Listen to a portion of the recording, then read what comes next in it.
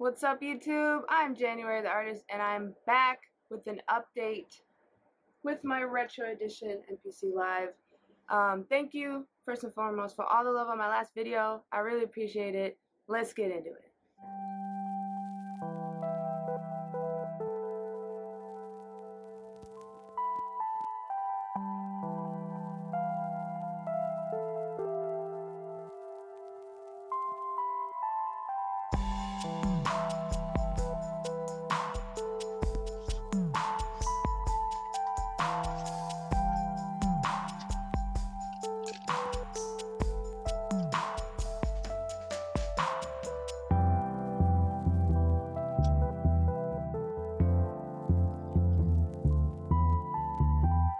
We got the MPC, we've got the VICTROLA record player, Bluetooth record player. We're sampling. Now this is a record player. It is Bluetooth, but we've got it connected with the quarter inch. Both of these actually have speakers on them, which is really cool to work together because you don't need any monitors or headphones, and you can sample and monitor pretty good. It's not super loud, especially because the signal from these old vinyls are really low. What I do is just turn the drum tracks on here down almost 100 decibels lower than what the sample is. As far as making a really good quality sound, I still think that I'm gonna have to export this and put it onto like some kind of software like Pro Tools to really make it sound good enough. I mean, without even mastering it, but I'm sure it's possible to do it on here. Just been playing with it for a week, so it's only gonna get better, I suppose. I'm gonna use the touch screen more, so the shortcuts are really cool. I'm not super fast with them yet. I do suggest using that shift button. So we're going to the main menu, and we're gonna go click on our sample. Then you got 4 different ways you can sample. I've been using the slice method. I think that's the easiest one so far. Now let's listen to this Bible.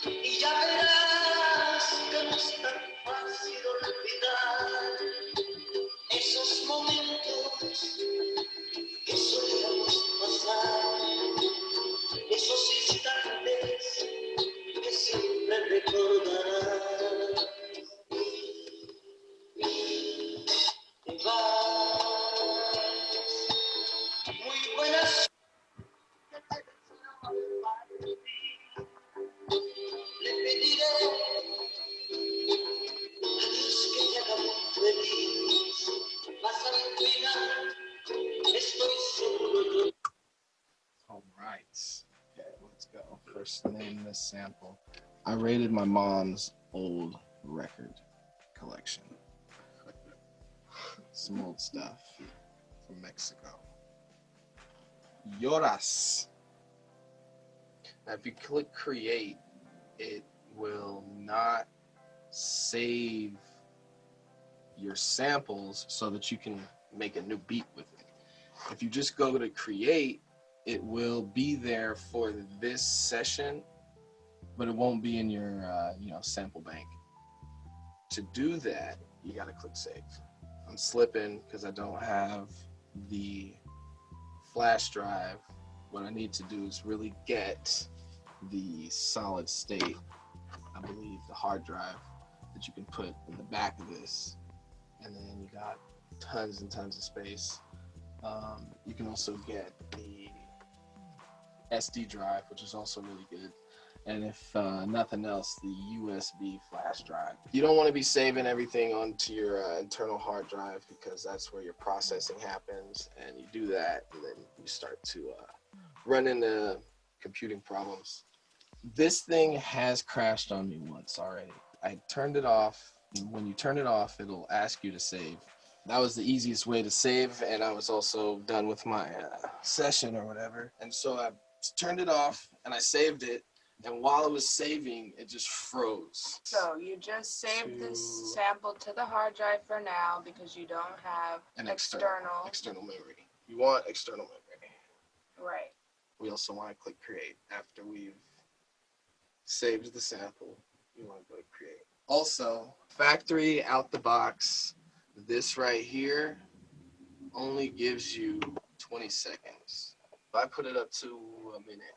Does it have a max? I think it's 5 minutes, but 5 minutes of sampling. yeah, I'm not sure. Nobody does that. That's like longer than some songs. So from here, we're gonna go back to the main. You have your sequence bar, your track bar, and your program bar.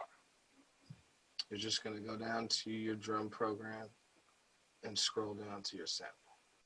And I'm sure it's kind of hard to see visually the exact details on the screen, but you can see the screen. If you have it, if you don't have it, you can see the screen very clear on other tutorials. I found the stock MPC click to be, it was like muddy in the back, and I kind of want my metronome to stand in front a little bit. So from here, while I'm gonna find the sample, I have the metronome playing, so we're gonna go keep that on. Your sequence bar is where you're gonna be controlling the master track, basically. When you click on the tempo, you want to make sure the sequence is clicked to master. That way, all the sequences that you're going to create have the same tempo. Your bars is how long your loop is. I personally started using it at 4. I felt the loops to be kind of short, so I do them at 8.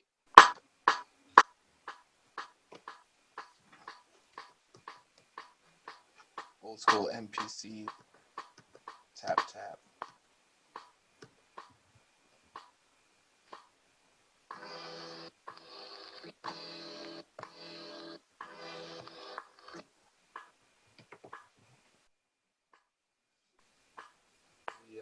The next one down is like your master or your mixer, where you control the volumes and whatnot. This one is like some kind of a pregiator or something like that. I haven't really got into this one too much. And then the XY, the one at the bottom, this one is like some kind of transposer. It's almost like for DJing. If I didn't know any better. The way I cut them up was really just every bar on each pad.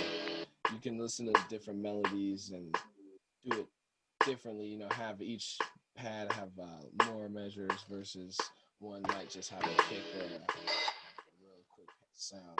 Easy to just throw any old sample on and go in.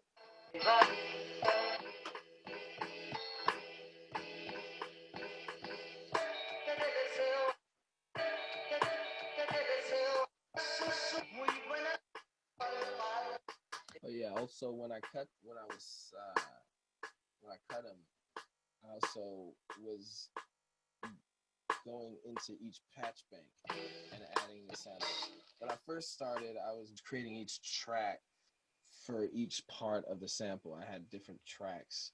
I found this way to be easier, as long as you get pretty quick with it, to just have all your samples on one, and then you can go in and cycle through them a lot faster.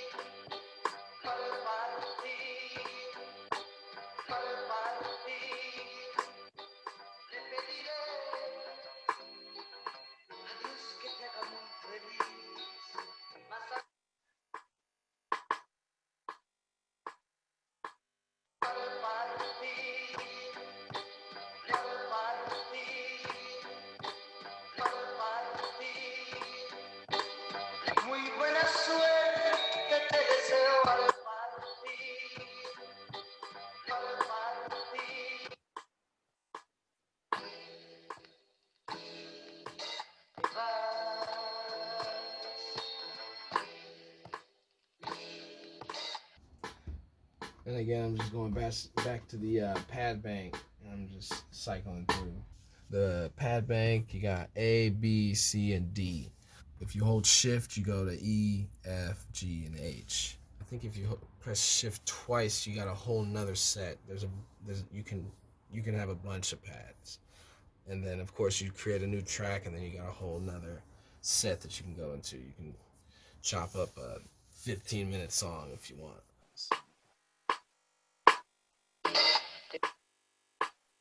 See, now this part, it takes some getting used to. Cycling from your main to your sample editor, it's like almost hard to keep up with where. See, there it is. That's what I wanted the first time. And then you just zoom right in, 2 fingers like that. Now this right here, it's like a few, it's tight, but it's kind of throws me off a little bit, so let's try and cut it off.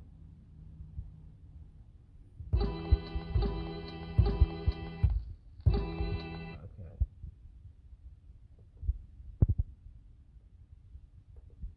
Back to our main. See how that loops better? Yeah.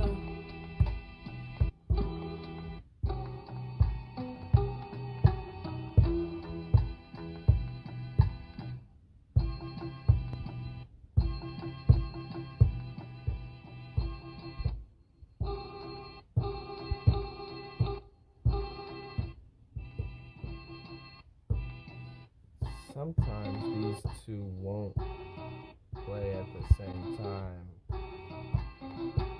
Yeah, see, it don't. Which I'm pretty sure there's a way you can, but this way don't work like that. Which I think is how the old MPCs worked. I had an MPC 500 that was secondhand, and I couldn't even use it good enough to know whether it was broken or not. It was really hard maneuvering on that little green screen. This is so much of a blend of old school and new school. It's dope. Play start, and just to rewind it. You just want to stop it so you can set yourself up, and then go ahead and just press record and play.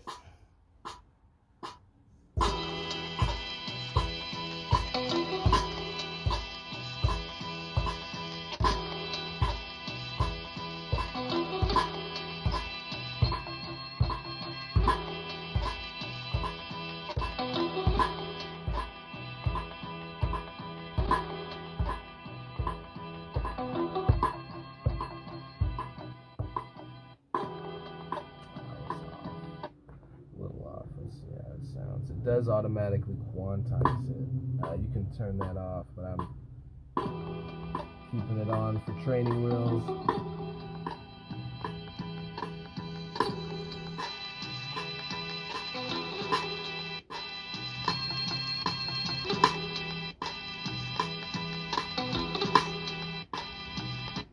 So it's obviously off. So press undo. Sometimes you gotta press undo a few times.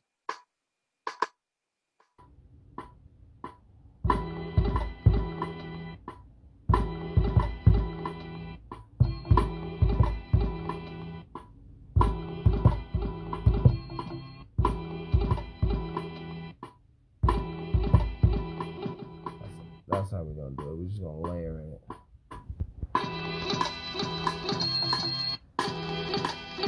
Now I pressed undo, and I didn't press overdub again.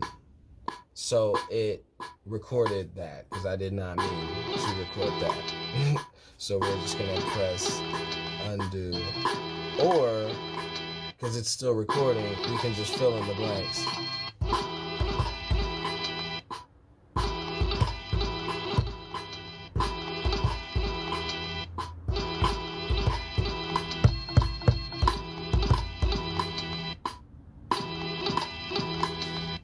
go to grid mode to see what the actual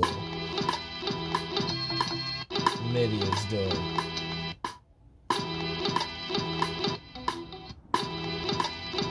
That's tight. What's that?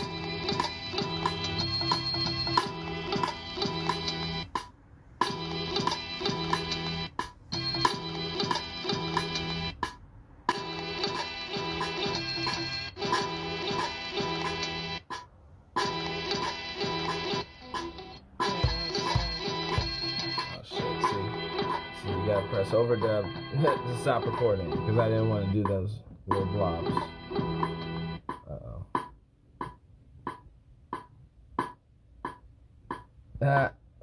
Just got rid of everything? Yeah, except you press shift, undo, which brings you to redo. Just in case you delete your shit. This is your pen, your eraser, your highlighter. So I'm gonna erase that. I'm gonna highlight this.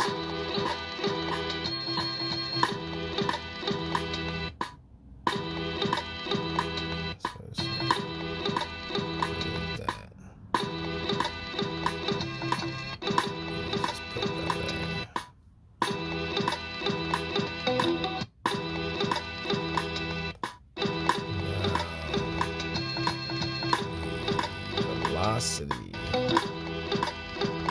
It's gonna be right here. Click the velocity, and this is your pretty much go-to knob. And turn it down. That's how you do that.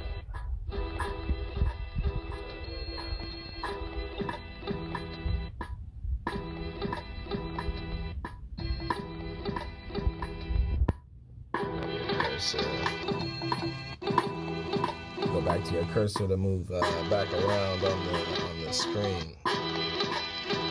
Let's see what else might be on or off beat.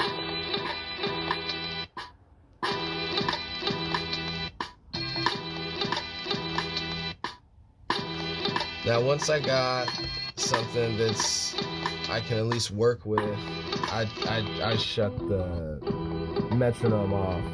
I might keep it on in the beginning when I'm recording so that I remember that I'm recording. And go back to it and see if we can't add something else. The way you're gonna add like depth to your song is you're gonna add variation to it. You want it to change up. You don't want it to be the same. So you go to your sequencer, and this is how you're going to be able to do that. I find it a little different versus using a program like Fruity Loops. It's very different personally. So you're going to go and just create another sequence.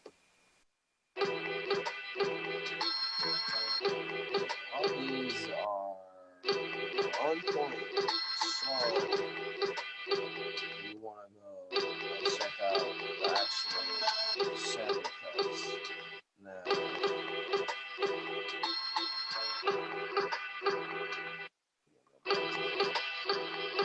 to the other one where you see the lights going.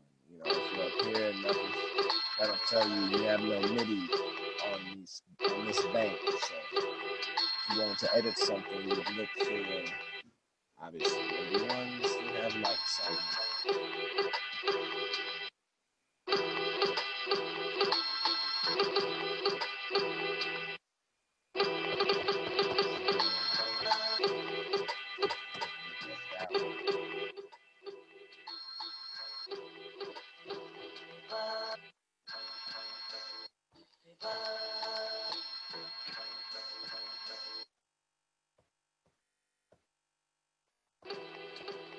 See, that's what I'm talking about. I'll be forgetting what I'm doing. When you go here, see now that's the one that I want. Why wasn't it that the last time? These are your slicer knobs and your Q link. This is your, your fine tuning. This one's gonna, under the first light and the first top knob, is gonna give you movement, greater movement across the sample. As you see, it's not really getting there, so you go down one and it's a finer, and then An even finer, and then an even finer. zoom in.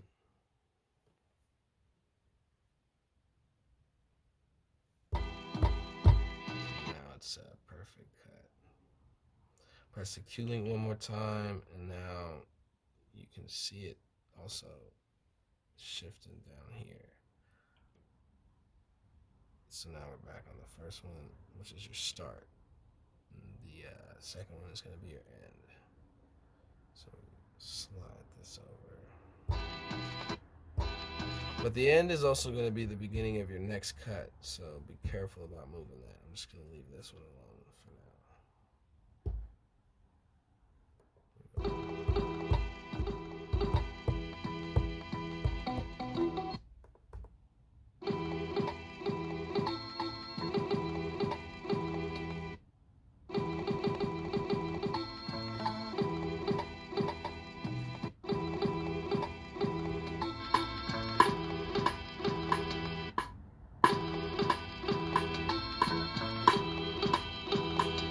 Turn the metronome on again to try and see where those beats are.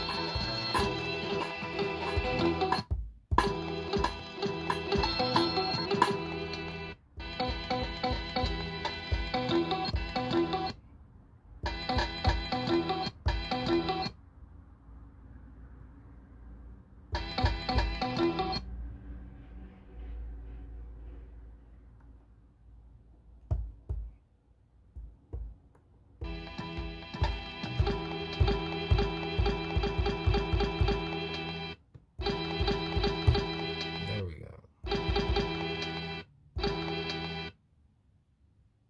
Okay, we're still on the wrong Q link. I want to be on the first one because I want to adjust the start. And now that's what I'm talking about. Get all up in there.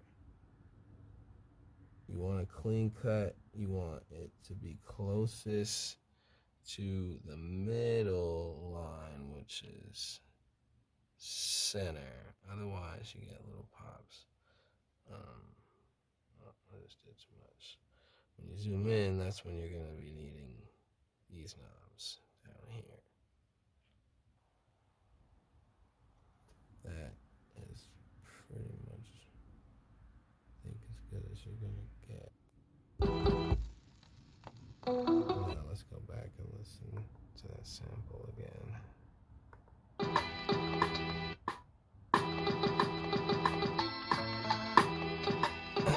Put a little too many hits somewhere in there. So I'm going to go back and look for them and take them out. Yeah, it's a little busy. We could tighten it up a little bit, you know.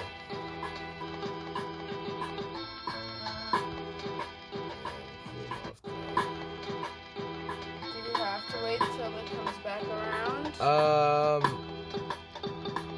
No, but if I wanted to go back here, let's see. I'm not really sure how to.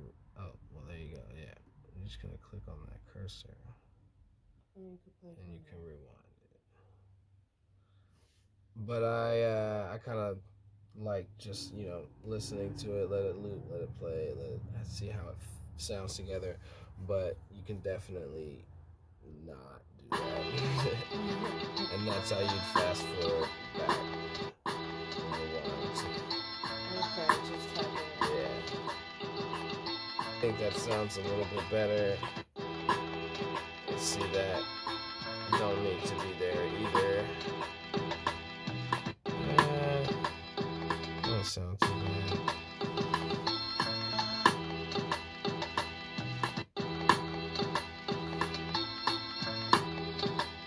Alright. Now, I was sampling this quiet little signal. Oh, down. All down. Let's get out of there. I was going to show you the volume, but the samples are very quiet. You can see this waveform is very small. That means it's not that loud. And when you're listening to it on here, you know, you got your knob all the way up, and it's, you know, audible. It's not loud. However, when you go to listen to any of these sounds, it is loud. So, I like the drum pimp chop. So we're gonna use the drum pick chop. When I go to sample when I go to audition these drum loops, I, you know, turn it all the way down, damn there. Even if the loop's playing, once I find one, you go back to where you're at. Add a new track, and then go down to your drum program, and you're gonna look for the one that you just chose. Now, to use this, the way I do it is I just go over here and just turn it all the way down. Not all the way to the left, all the way down.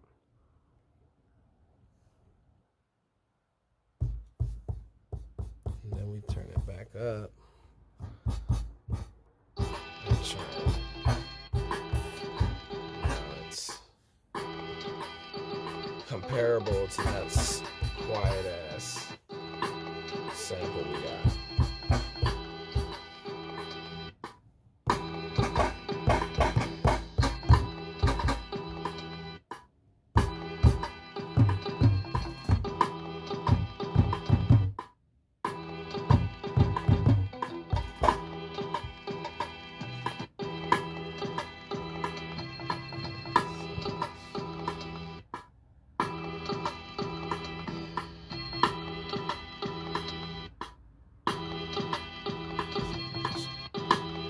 For the sake of making something quick, we're just gonna chop that down to 4.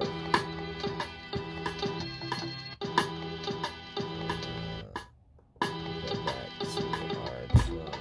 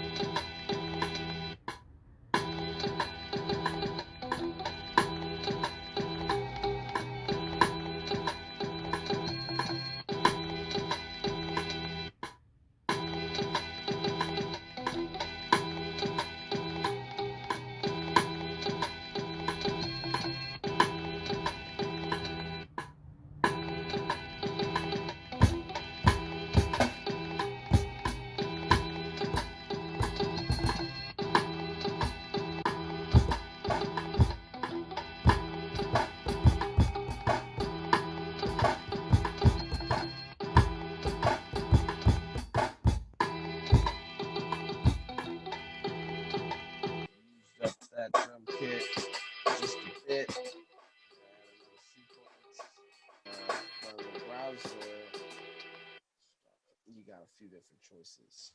Once you got a bunch of your own samples that you cut, chances are if you got a hard drive, it's going to be under places. This is where your external memory is going to be. Content. This is going to be your stock sounds, everything that you would download from the MPC website. These are your instruments, and then you got samples. Once again, loud as hell.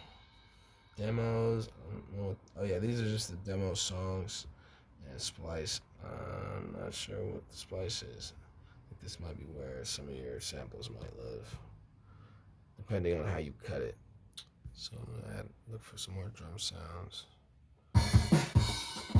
Now these loops that are playing, this is just a sample loop that show you what sounds are in the kit. It's not necessarily a loop. Back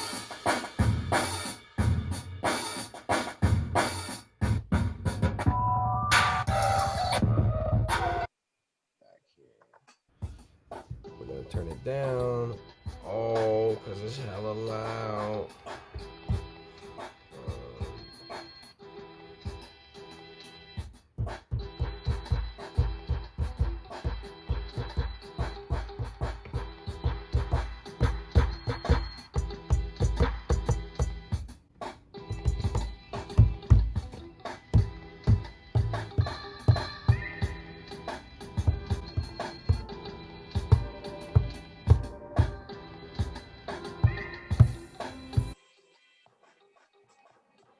Go back to the browser. Go to instruments.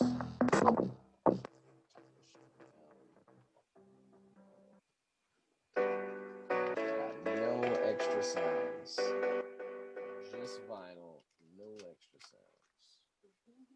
Great. So it's plenty in there to get started though. Down here. Sometimes I get lost and forget which one is which, and I'm looking for the drum program and I see something else and I'm like, what's going on? Just gotta remember, have the right icon highlighted in the track window, which will give you what you want down here. This is what I want right now. Now you got your weird sound right here. It sounds terrible and it's super low, and that's why it took me a while to realize that this pad bank up here is now gonna be, when it's under the instrument sign, it's gonna be your octaves.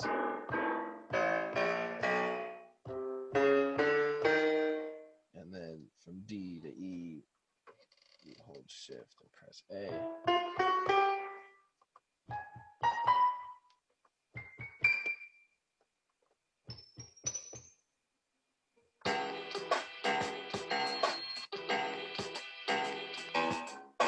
Okay, so I changed this because this is supposed to be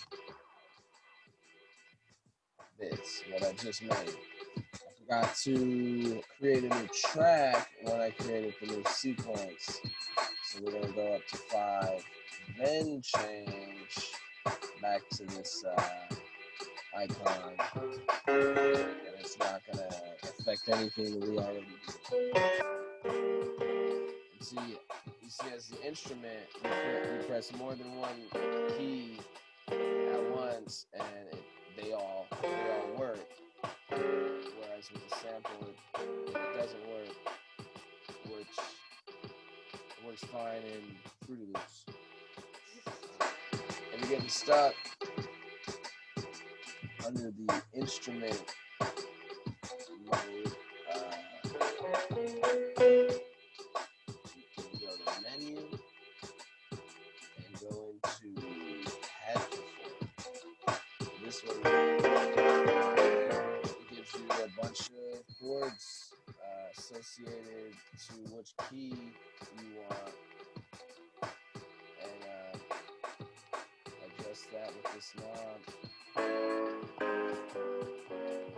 I am in no way, shape, or form a music theorist, but I mean, I'll just keep it right where it's at. Might play with some stuff, but it's all I'm feeling anyway.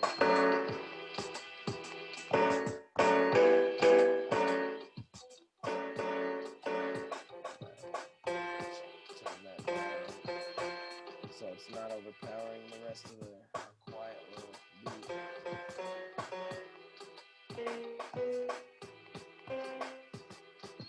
Now when I go back here, it's back to the single key. You only get those chords when you're in this pad perform mode.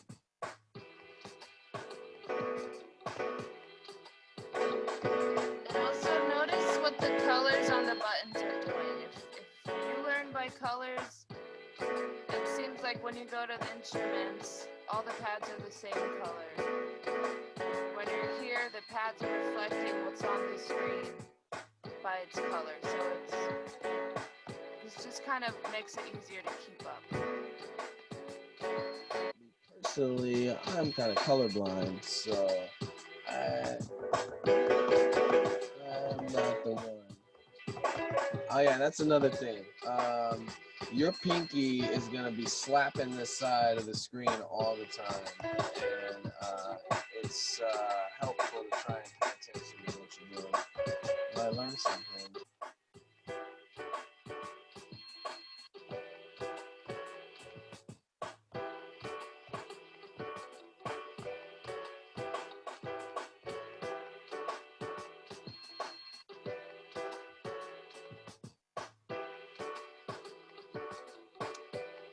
Velocity was a little weird, so we're gonna go back into grid mode.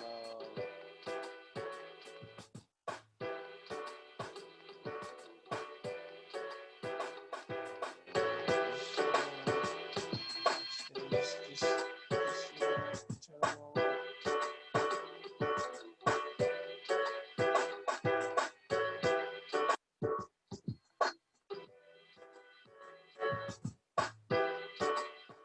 So now I got 5 sequences, okay? It's always gonna wait till the next measure to play what you did. So go to our next sequence. See that, and may or may not see. It'll say next sequence when there's one queued up. And then once it plays, change to the associated sequence. This is how you're gonna make a song,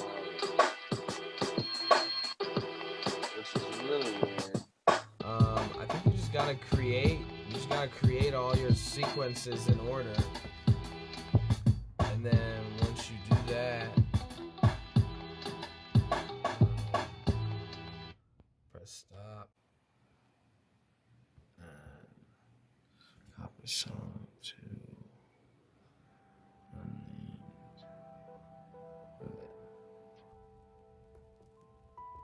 Yeah, I don't know about that part, because I'm not sure where that went. From there, I mean, you got your different sequences. You got your volumes that you kind of want to sound good. From that, you would go into your next sequence, and this is how you would put your song together. Now, you want to save it. Go to your little folder up here. You're gonna click save. From here, you're gonna want to save onto an external memory source of some sort. But for now, I'm just gonna save this onto here. For now, thank you guys. Disrespectful. And we're just going to save it right there. It doesn't crash right there like that. Yeah, last time I turned it off and then it went through here, and right here is where save if you want to go ahead and start chopping up a new track. Press new. I am a fan of this thing. Can't wait to learn more about it. I do highly recommend it. I have a few concerns. The side panels are a little flimsy. I feel my fingers catching this every once in a while when I'm like packing it up or whatever. This speaker is really cool, but I do worry about, maybe dust getting in here. I think I might put like a strip tape over here maybe to keep it, or maybe something with not adhesive that might get stuck in there. But it is really cool. It's lightweight. You can make beats anywhere. You got a bunch of connections that you can use. I haven't used it as a controller yet, and I really probably won't for a while. But yeah, no, I do recommend this. It's a great machine, great sampler. A friend of mine was looking to get the MPC-1, which is a cheaper alternative, but you don't have the monitor, you don't have the battery, which I think is the biggest selling points. The time stretch on here is terrible, absolutely terrible, but I haven't really needed it yet. The processor, I felt it maybe could be better, but I haven't ran into any issues yet. I don't know. Other than that, this is a beautiful piece of machinery. Amen. Hallelujah. Holla back.